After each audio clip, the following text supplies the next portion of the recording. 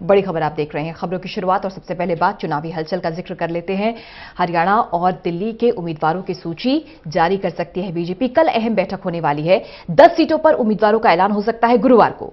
हरियाणा में लोकसभा की 10 सीटें हैं और अब तक ये तय नहीं हो पाया है कि कौन होगा उम्मीदवार, लेकिन खबर है कि कल संसदीय बोर्ड की बैठक है और इस बैठक में फैसला यह हो सकता है कि कौन होंगे उम्मीदवार।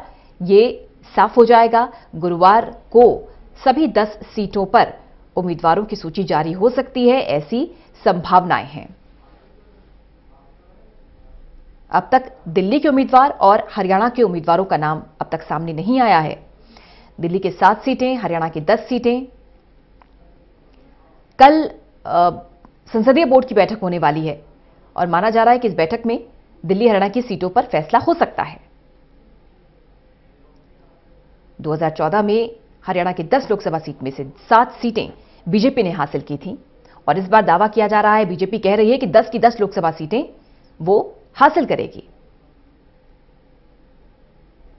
वहीं अगर दिल्ली की बात की जाए तो 7 सांसद बीजेपी के विजयी हुए थे, लेकिन इस बार अटकलें हैं कि कई सांसदों की सीट शफल की जा सकती है और कईयों के नाम काटे जा सकते हैं।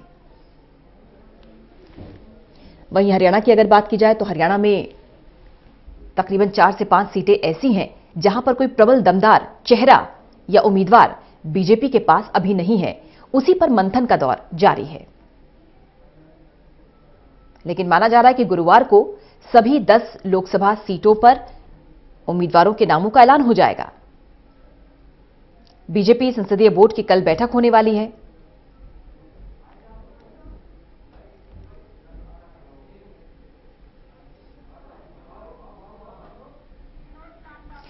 विनोद लांबा हमारे सहयोगी जुड़ गए हैं। विनोद, अब क्या अपडेट आपके पास, क्योंकि खबर आ रही है कि कल होने वाली है बीजेपी संसदीय बोर्ड की बैठक और ये कल साफ हो जाएगा कि दिल्ली और हरियाणा में कौन होंगे बीजेपी के प्रत्याशी।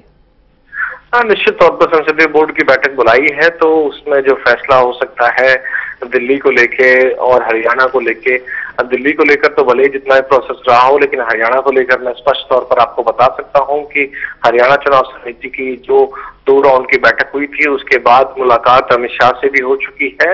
मुख्यमंत्री मनोहर लाल खट्टर की, प्रदेश अध्यक्ष सुभाष बराला की एक राउंड में काफी लंबी चर्चा हुई थी। उसके बाद संसदीय बोर्ड की बैठक के लिए जो पहले बैठक हुई थी पिछले सप्ताह, उसमें बुलाया गया था, स्टैंड बाई पे रखा गया था कि हरियाणा की चर्चा होगी और हरियाणा की चर्चा में नरेंद्र मोदी तक इन लोगों की चर्चा हो चुकी है। हरियाणा बीजेपी के बड़े नेताओं के हरियाणा नेतृत्व की बात तो हो चुकी है सीटों को लेकर। कुछ सीटों को लेकर पेच फंसा हुआ था और ये एक तरह से डिमांड कहिए या रिक्वेस्ट कहिए मुख्यमंत्री मनोहर लाल खट्टर की तरफ से की गई थी कि अभी टिकटों का ऐलान हरियाणा में हम लोग नहीं करना चाहते हैं और उनकी इस बात को मान लिया था आलाकमान ने, बीजेपी ने। तो अब सेकेंड वीक शुरू हो चुका है और आज वेडनेसडे है। इस वीक में वैसे भी ऐलान होना है और किसी भी वक्त ये जो संसदीय बोर्ड की बैठक होगी कल, उसमें चर्चा के बाद किसी वक्त टिकटों का ऐलान किया जा सकता है हरियाणा में। क्योंकि जैसे मैं समझाने की कोशिश भी कर रहा हूं दर्शकों की कि तमाम चीजों का जो प्रोसेस होता है, पैनल होता है हरियाणा चुनाव समिति की तरफ से, वो भेजा जा चुका है। तो सभी नामों पर जो 2-3 बड़े दावेदार थे वो पैनल बीजेपी आलाकमान के पास है। अब फाइनल राउंड में उस पर मोहर लगने के बाद कभी भी टिकटों का ऐलान हो सकता है। इस बार तो बीजेपी दावा कर रही है कि 10 की 10 लोकसभा सीटें वो हासिल करेगी, जीतेगी।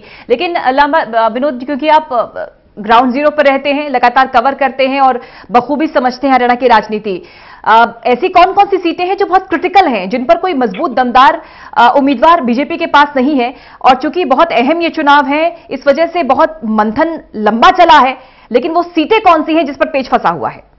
देखिए, सबसे पहले तो रोहतक की बात कीजिए। रोहतक में सांसद दीपेंद्र सिंह हुड्डा हैं, भूपेंद्र सिंह हुड्डा के पुत्र हैं और काफी मजबूत गढ़ कहा जाता है। यहाँ सबसे बड़ा पेच रहेगा।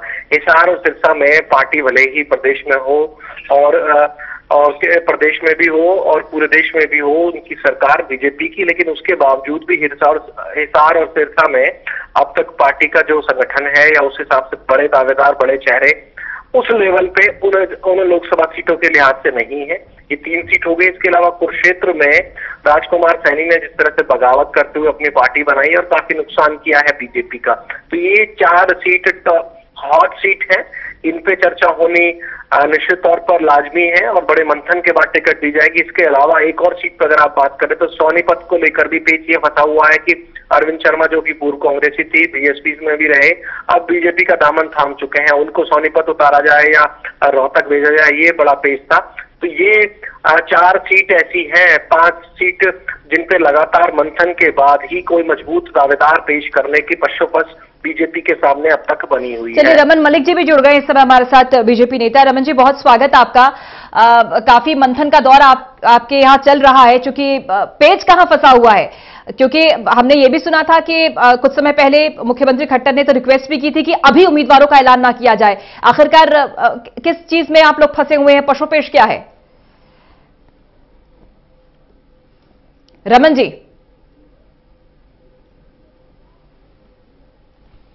रमन मलिक जी, आप तक आवाज पहुंच रही है क्या? एक बार फिर से बता दें अपने दर्शकों को कि कल होने वाली है बीजेपी पार्लियामेंट्री बोर्ड की बैठक और माना जा रहा है कि हरियाणा और दिल्ली के उम्मीदवारों का ऐलान हो सकता है। अब तक 10 सूची आ चुकी है बीजेपी की, लेकिन दिल्ली और हरियाणा के उम्मीदवारों का नाम सामने नहीं आया है। हरियाणा में 10 लोकसभा सीटें हैं, पिछली बार बीजेपी ने 7 सीटें जीती थी और इस बार दावा यह किया जा रहा है कि 10 की 10 लोकसभा सीटें बीजेपी जीतेगी। लेकिन कैसे जीतेगी? कुछ सीटें ऐसी हैं जो कि हॉट सीट मानी जा रही हैं, जहां पर पेच फंसा हुआ है, उम्मीदवार कौन उतारा जाए, इस पर काफी लंबे समय से मंथन हो रहा है। हालांकि अब यह माना जा रहा है कि कल जो बैठक होने वाली है उस बैठक में ये निकलकर सामने आ जाएगा कि हरियाणा में कौन होंगे बीजेपी उम्मीदवार। रमन जी, आप तक आवाज पहुंच रही है क्या? नमस्कार रमन सर, बहुत स्वागत आपका। और अब तक पेच फंसा हुआ है क्या सर? हरियाणा में कौन होंगे उम्मीदवार, क्या ये तय हो चुका है और क्या ये मान लिया जाए कि कल पार्लियामेंट्री बोर्ड की जो बैठक होने वाली है उसमें ये साफ हो जाएगा कि हरियाणा के प्रत्याशी कौन होंगे?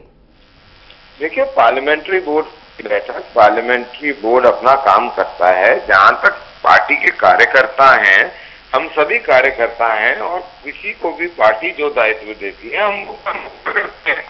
तो इसमें पेच फंसने ना फंसने का ऐसा कोई विषय ही नहीं है। 10 की 10 सीटें भाजपा स्पष्ट बहुमत से विजयी होगी। क्योंकि हरियाणवी एक हमने सिद्ध करके लेकिन रमन जी, ये तो आप मानेंगे, रमन जी, ये तो आप मानेंगे कि 2014 का इलेक्शन अलग था 2019 से। 2014 में आप लोग विपक्ष में थे, लेकिन 2019 में तो चूंकि आपकी जवाबदेही सुनिश्चित है, जनता आपके कामकाज पर मोहर लगाएगी। ऐसे में जाहिर सी बात है वो उम्मीदवार आप उतारेंगे जिन्होंने काम किया होगा 5 साल में। देखिए, मैं आपको वही बोल रहा हूँ, 2014 में लोगों को ये नहीं पता था कि भाजपा क्या कर सकती है। 2019 में लोगों ने ये देख लिया है कि भाजपा ने क्या क्या करके दिखा दिया है। और इसीलिए मैं ये कह रहा हूं कि जब प्रदेश को एक इतना साफ छवि का मुख्यमंत्री मिला है और जो कर्मठ है, जो 18 घंटे काम करके प्रदेश की जनता के लिए सिर्फ सोचता है, तो प्रदेश की जनता जवाब देती है। आपने निगमों के चुनाव में भी देखा, आपने जीत भी देखा और आप अब 2019 का लोकसभा इलेक्शन भी देखेंगे कि यहाँ पे लोगों को ये स्पष्ट रूप से हो गया है कि अगर भाजपा नहीं तो कोई नहीं। नहीं, लेकिन रमन जी, हम तो ये देख रहे हैं कि चूंकि बीजेपी तो प्रयोगधर्मी पार्टी है, हमने दिल्ली के एमसीडी इलेक्शन से देखा था कि सब बदल दिए थे चेहरे, और इस बार भी अगर देखा जाए तो हमने देखा है जो कि बागी उम्मीदवार हैं जिनकी रिपोर्ट नकारात्मक है या जो बुजुर्ग नेता हो चुके हैं उनको सूची में शामिल नहीं किया गया है। और अगर हरियाणा की ही बात कर ली जाए तो जो 7 सांसद हैं, खबर तो ये भी है कि कुछ सांसदों की रिपोर्ट शायद ठीक नहीं है, उनको बदला जा सकता है, कुछ नए चेहरे लाए जा सकते हैं। क्या ये गलत है? अगर ऐसा होता है, मैं एक बार एक बात के लिए आपसे बात करता हूं कि अगर एक बारी को हम मान लेते हैं इस प्रकार का कोई घटनाक्रम होता है, तो क्या वो लोकतंत्र के लिए एक अच्छी खबर है या बुरी खबर है?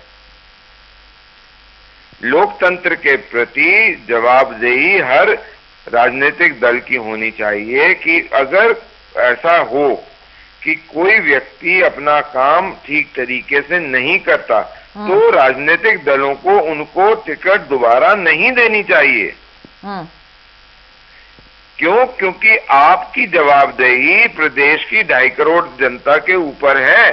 आपको ये बताना पड़ेगा कि आपके विधायक ने, आपके पार्षद ने, आपके सांसद ने क्या काम करा है। कितनी अच्छी, क्या क्या उसके पास काम थे, उसने कितने पूरे करे, रिपोर्ट कार्ड देनी पड़ेगी। हर वर्ष मोदी जी रिपोर्ट कार्ड देते हैं, तो अगर मोदी जी रिपोर्ट कार्ड दे सकते हैं तो सांसद को क्या दिक्कत होनी चाहिए। लेकिन रमन जी, ये तो आप मानेंगे ना, कुछ सीटें ऐसी हैं जहां पर कुछ मुश्किलें तो हैं, क्योंकि हमने देखा था 2014 में मोदी लहर के बावजूद भी रोहतक की सीट आपके हाथ से चली गई थी। तो अभी आप लोग कैसी स्थिति देख रहे हैं, चाहे रोहतक हो, हिसार सिरसा हो, या कुरुक्षेत्र हो, या सोनीपत हो, क्योंकि ये कुछ सीटें हैं जिनके नाम सामने आ रहे हैं, जिसको लेकर बीजेपी जो है अभी असमंजस में है और तय नहीं कर पा रही कि किसको उतारें। देखिए, हरियाणा का चुनाव 12 मई को है, अभी समय है। और दूसरी चीज, आप ये देखेंगे कि 10 की 10 सीटें भाजपा प्रचंड बहुमत से लेकर आएगी। और आपको ये भी बता दूं कि जिसको भी पार्टी टिकट देगी वो व्यक्ति विजयश्री लेकर आएगा, क्योंकि वो व्यक्ति नहीं चुनाव लड़ रहा होता, कमल का फूल चुनाव लड़ रहा होता है। और कमल का फूल जो है उसको लोग पहचानते हैं, उसके ऊपर लोग चलते हैं, क्योंकि यही हमारी पार्टी सिखाती है कि पार्टी माँ बराबर है और बेटे नहीं जीतते, बेटियां नहीं जीतती, सिर्फ जीतती है तो माँ।